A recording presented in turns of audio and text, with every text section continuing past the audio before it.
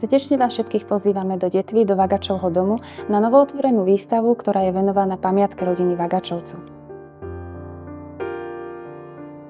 Videoprojekcia približuje históriu rodiny a jej vplyv na kultúrny a spoločenský život v Detve.